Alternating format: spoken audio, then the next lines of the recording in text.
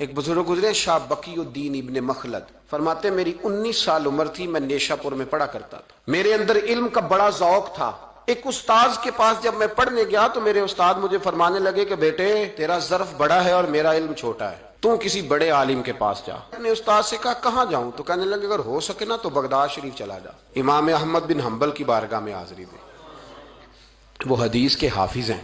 آج بھی آپ ان کی مسند امام احمد دیکھیں، جو حدیث کا طالب علم ہوتا ہے اسے مزہ آ جاتا ہے پڑھنے پر۔ کیا بات ہے امام احمد بن حنبل کی، انہوں نے اللہ نے اعزاز دیا کہ آج بھی مکے اور مدینے میں امام احمد بن حنبل کے مذہب پر فتویٰ دیا جاتا ہے، وہاں کے لوگ حنبلی کہلاتے، اتنی اللہ نے انہیں شان عطا فرمائی۔ کہتے ہیں میں نشاپور سے نکلا جب تو بحری رستے کے لیے میں آنے لگا یہاں، جب جہاز میں بیٹھا نا تو رستے میں طوفان آ گیا، طوفان اس تیزی کے ساتھ آیا اور اتنے دن جاری رہا کہ ہمارے جہاز کی سمت ہی بدل گئی، ڈائریکشن ہی بدل گئی، گویا جانا ادھر تھا تو جہاز کا منہ ادھر ہو گیا۔ فرماتے ہیں جا کے کسی کنارے ہم اترے، یہ دیکھیں جو لوگ طالب علم جاتے تھے، فرماتے ہیں وہاں جا کے اترے، وہاں پتہ چلا کہ جس جزیرے پہ ہم اترے ہیں یہاں سے اگر پیدل جائیں گے تو 1.25 مہینے میں بغداد پہنچیں گے، اور فرماتے ہیں کہ پیسے بھی کوئی نہیں، ختم ہو گئے۔ اب میں وہاں سے اترا پتے کھاتا، 1.25 مہینہ لگا اور میں بغداد شریف پہنچا، اور جب پوری جد و جہد کر کے وہاں پہنچ گیا نا تو پتہ چلا کہ امام احمد بن حنبل کا تو مدرسہ ہی بند ہو گیا، ان کے تو جمعہ پڑھانے پہ پابندی لگ گئی ہے، وقت کا بادشاہ ناراض ہو گیا ہے، اس کا مطلب ہے وہ بھی سیاسی باتیں کرتے ہوں گے، ناراض ہو گیا ہے، اس نے پکڑ کے آپ کو جیل میں ڈال دیا۔ تو امام صاحب تو پڑھاتے ہی نہیں، فرماتے میں اب تلاش کرنے لگا کہ مجھے پتہ چلے امام صاحب کہاں قید ہیں۔ بتایا گیا کہ ان کو ان کے گھر کو جیل، سب جیل قرار دے کے نظر بند کر دیا گیا، اور گھر کے چاروں کونے میں پولیس کھڑی ہے۔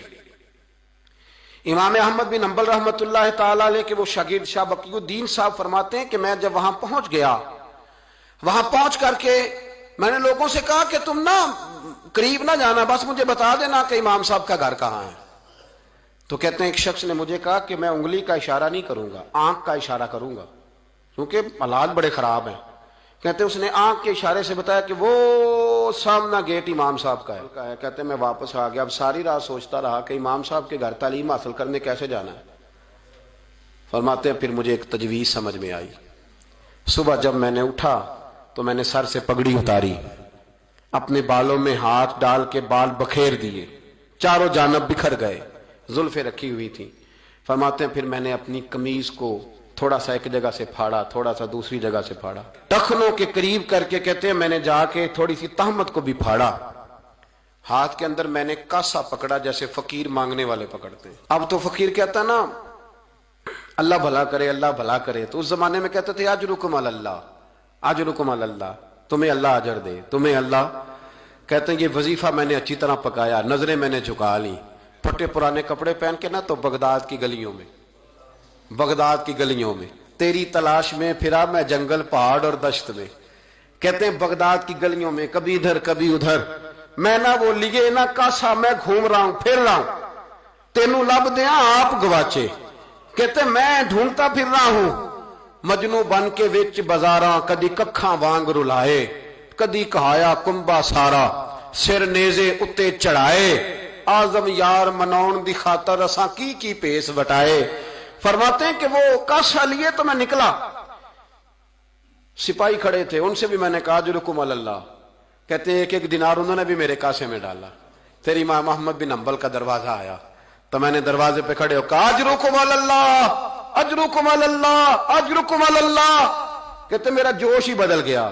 امام صاحب نے جھٹ سے دروازہ کھولا، خوبصورت امامہ اور خوبصورت چہرہ، کہتے ہیں ان کا چہرہ دیکھا تو میرے آنسو ہی بہہ گئے، اور امام صاحب نے جب ایک دینار میرے پیالے میں ڈالا تو میں رو پڑا۔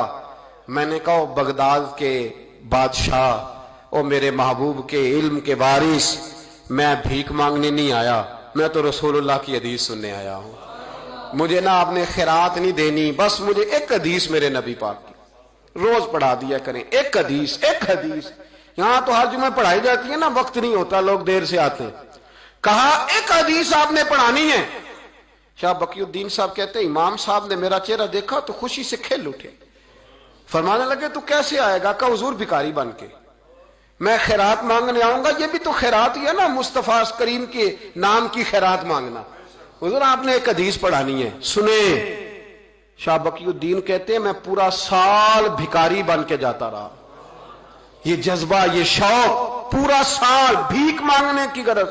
یہاں تو ہمیں اپنے علماء میں کمزوریاں نظر آنے لگ جائے، کہتے سب ٹھیک ہے جی، وہ ایک بات نہیں ٹھیک، لہذا چھٹی، میں اب خود بہت بڑا محدث ہوں، مجھے کیا ضرورت۔ یہ کمزوری ہے، اس لیے اخلاقی رویے لوگوں کے مضبوط نہیں رہتے، اس لیے دنیا داری کی ساری باتیں آتی ہے پر دین نہیں آتا، کیونکہ ہمارا وہ شوق نہیں، وہ انداز نہیں۔